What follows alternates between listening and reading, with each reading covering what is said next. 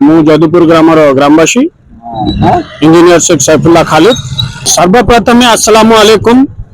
4.5 कोटी ओडिशार वासी मान हिंदू मुस्लिम सिख ईसाई समस्त को मु हार्दिक अभिनंदन दूची। एजे डेवलपर्स तरफ ईद मुबारकबाद। ए ईद जो होमर दीर्घ 1 मास ओषा रखिले, तरावी पड़िले, जकात देले, गरीबंकर दान दक्षिणा कले, तार शेष आज चंद्र देखी आसंता काली ईद पर्व पालन करने जाऊँगी भारत वर्ष रे। तेणु ये ईद पर्व हूँ भाईचारार पर्व। हिंदू मुस्लिम सिख ईसाई आगे आमे हूँ समस्ते भारतीय। आमर जदुपुर ग्राम रे आपण देखुथिबे एठी सबु संप्रदायर लोक माने दुकान करछंती। कपड़ा दुकान अछि, खाइबा दुकान अछि, फलमूल दुकान अछि एवं बहुत प्रकार दान दक्षिणा कार्य मध्य चली। आसंता काली आमे समूह प्रार्थना करबा जाउछु आमर ग्रामर थिबा ईदगाह रे। आ ईदगाह आमर सजा जाइछि एक सुंदर माहौल, जोटा भाईचारार माहौल एठी देखिबा को मिलुछि। समस्ते आमे भाई भाई होई चलुछु आ चलिबु आगामी दिन। विश्व एक प्रकार अशांति सृष्टि होइछि।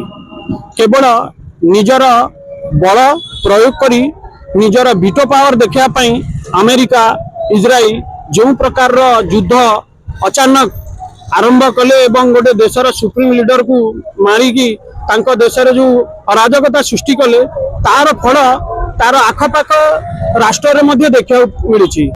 जो माने अमेरिका को सपोर्ट करथिले से राष्ट्र को ईरान बाध्य होई अटैक करबा आरंभ कला, जहाँ द्वारा हरमुज स्टेट लाइन जोटा अच्छी जो माध्यम रे आम भारत वर्ष को गैस आसुतिला एवं तैल जो तैल गुरा आसुतिला से सब आसिया पई एबे विराट संकट देखा देछि।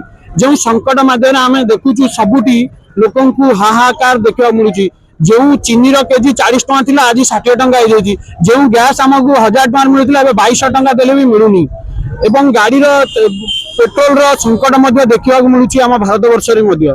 तार प्रभाव पूरा विश्व रे जोटी मध्य प्राच्य टू नहीं यूरोप कंट्री टू नहीं आपनकर एशिया कंट्री मध्ये रे भी यार प्रभाव पड़िबा को आरंभ हो गलानी। ये एक युद्ध नुहे, ये हूँ निजर विटो पावर केमिति तैल भंडार को निजर अख्तियार नेबा पई परस्पर युद्ध करिवारे व्यस्त अछंती। किंतु साधारण धन जीवन नष्ट हेबार लागिलानी। आउ किछि दिन पर हाहाकार होई जिवो, दारिद्र्य अवस्था अर्थनैतिक अवस्था भुसुड़ी जिवो।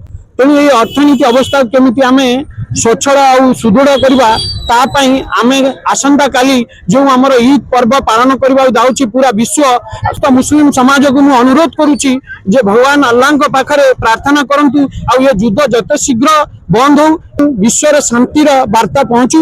आ यही अल्लाह निकट रे निवेदन करूछि।